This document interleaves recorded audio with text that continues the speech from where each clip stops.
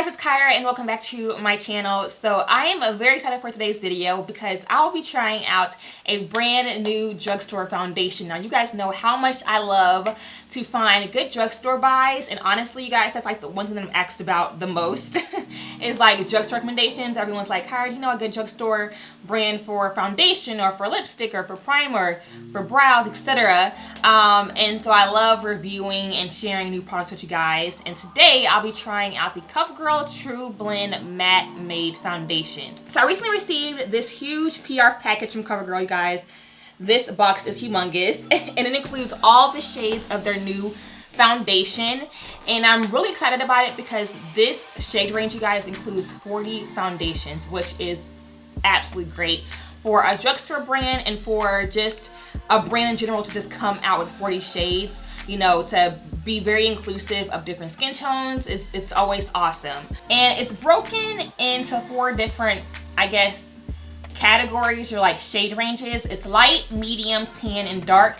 So of course light is, you know, very fair. Medium is like, you know, medium skin tone. Tan is will be more my skin tone, and then of course dark or deep would be darker skin tone. So of course they have 10 colors per category or per shade range, which is awesome. I know I'll be just looking at the color range. I'll definitely be somewhere in the tan category, and I'm thinking that I may be like a T70 or T80. Okay, so here is T80 right here, and here is T70. We're gonna go ahead and swatch it and test it out in a second. And also T70 is the shade Caramel and T80 is the shade Toasted Caramel. So before I go ahead and apply the foundation, I'm gonna go ahead and test out their new primers. They did come out with 4 new primers, and each primer has a different purpose. So there is the Skin Smoothing Primer, Color Neutralizing Primer. There's the Pore Minimizing Primer, which you guys know I have huge pores, so I cannot wait to try this one out, okay? And then there's a really cool Illuminating Primer.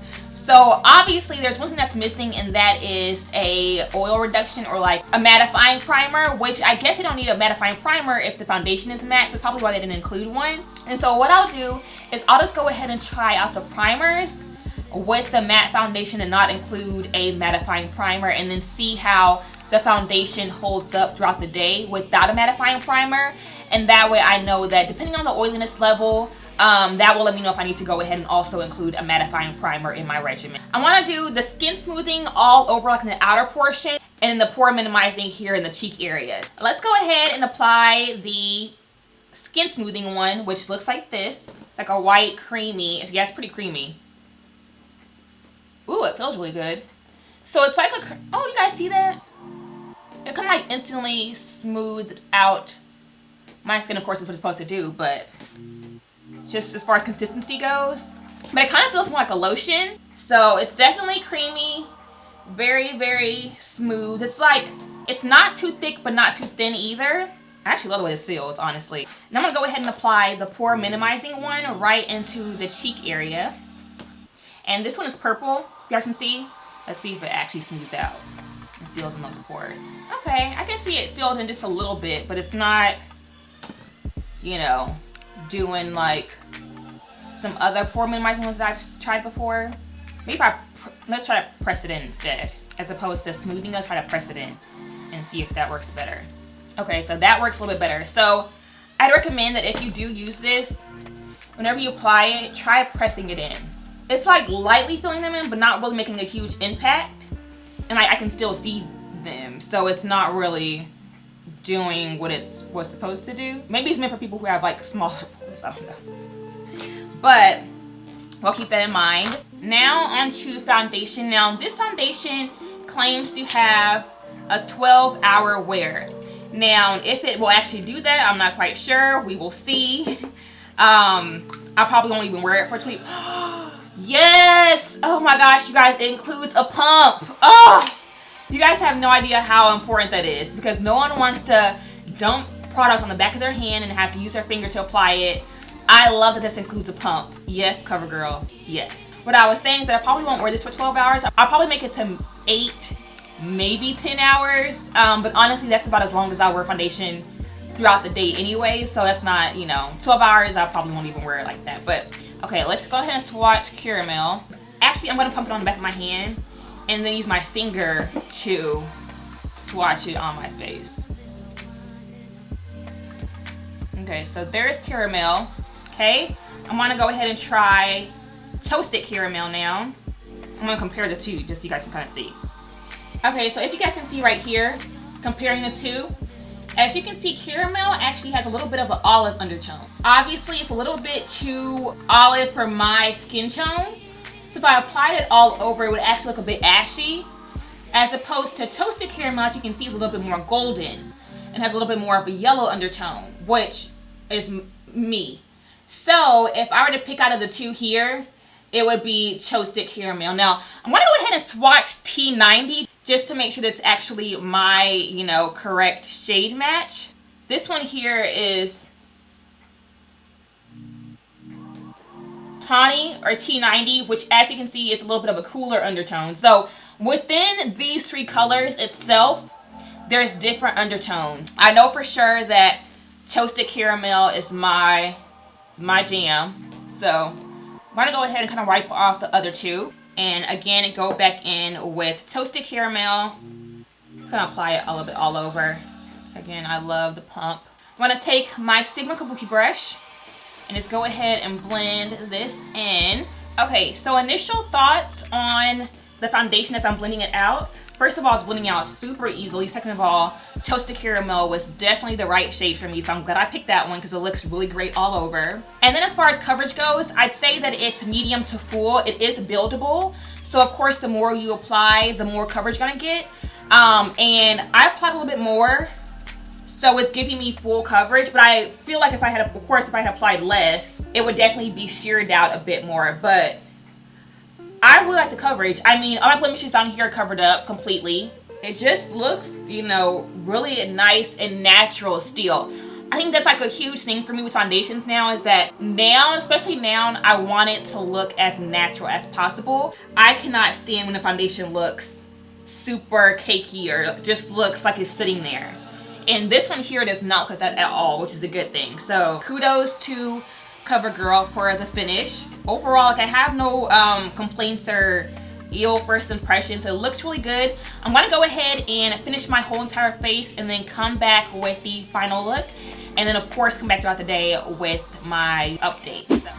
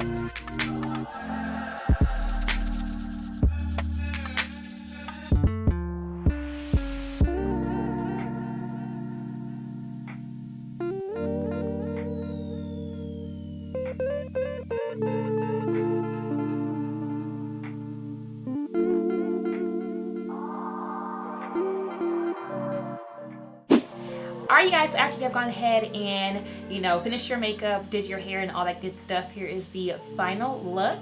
Honestly you guys, first of all, the foundation looks bomb. It literally looks like, I have full coverage, but it looks like my skin, and I love that. Like, looking down here, where honestly I just applied a little bit of powder in the foundation, it looks just like skin, and all my blemishes covered up. It just looks really, really good and nice and natural. And honestly, the whole entire look came together really well.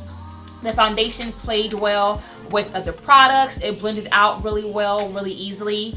And I do have a very nice matte finish. I will note that I honestly do not recommend the pore minimizing primer. Blurred it out just a little bit, but it didn't really do a whole lot.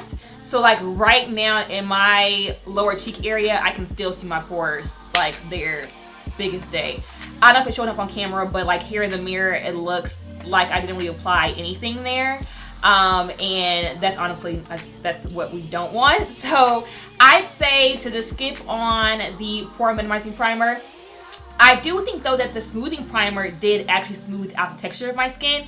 So I think that that actually really worked and worked really well. I will come back throughout the day, give you guys some touch-ups. Maybe I'll come back in 4 hours around lunchtime, and then again after I get off work and later on in the day, and let you guys know how it held up. But so far, so good. What's up y'all? So I am back with a 4-hour update. It is exactly 12:41 at this exact moment, and I know I didn't give the time in the last clip, but I did finish my makeup at 8:40 on the dot. So we are exactly 4 hours later, and this is what the foundation looks like at the moment. And honestly, you guys, I am in awe. I'm gonna tell you why. If you guys remember, I did not use a mattifying primer, okay? So literally this is a true test of how the foundation withstands oil throughout the day. But in the past 4 hours, I have not blotted not one time, and it looks like this. So as you can see, we have a little bit of oiliness here on the sides of my nose. My nose always gets really oily, so that's to be expected. But again, no mattifying primer. So I'm pretty sure that if I had applied my Becca primer before I applied the foundation, it would be bomb. So let's go ahead real quick and just set my nose. I didn't apply any excess powder to my brush. I'm just literally taking just the brush and just applying it so the nose kind of, you know, take away some of that shine. Also, another area that typically gets really oily is like this area in here. And if you look at my skin, it's not oily, which is crazy to me. My skin looks so good.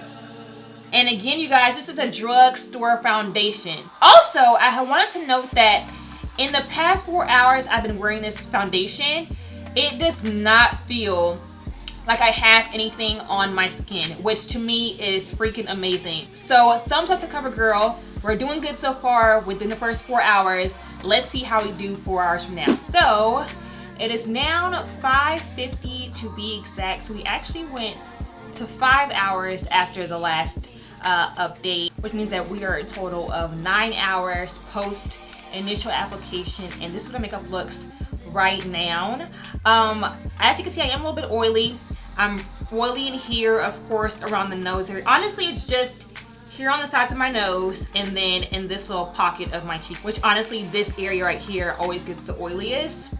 But again, you guys, keep in mind that I did not use a mattifying primer. So the fact that my face looks like this after 9 hours is like blowing my mind. It's held on throughout the day.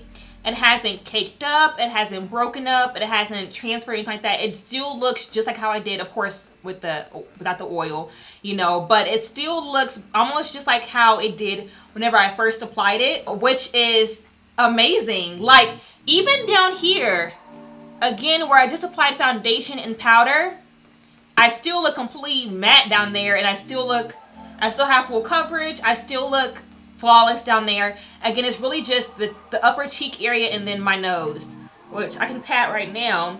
And honestly, that's such a small fix. That's why I'm like, that's not a big deal, because that's just a small blot. So the fact that I could basically go an entire day and just use like one small little blot here once, maybe twice throughout the day. Again, and this might not apply a primer, so imagine how great it would look if I had applied a primer. Like, I think CoverGirl knocked it out the park. First of all, it's affordable.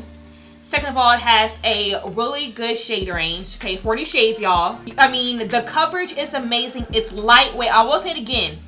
After wearing this foundation all day, it still feels lightweight. This definitely did the job. So I 1000% recommend the CoverGirl Trublend Matte Made Foundation for the price range. Now, if this were a higher end foundation that claimed to, you know, have 12 hours or whatever, and, you know, we're getting a little bit oily, I'll probably give like an 8 or a 9. But because of the price range, because it is so inexpensive, I don't mind blotting, you know, once or twice throughout the day, and I'll be good.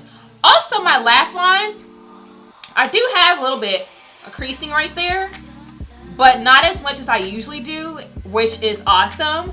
So I hope you guys enjoyed this review.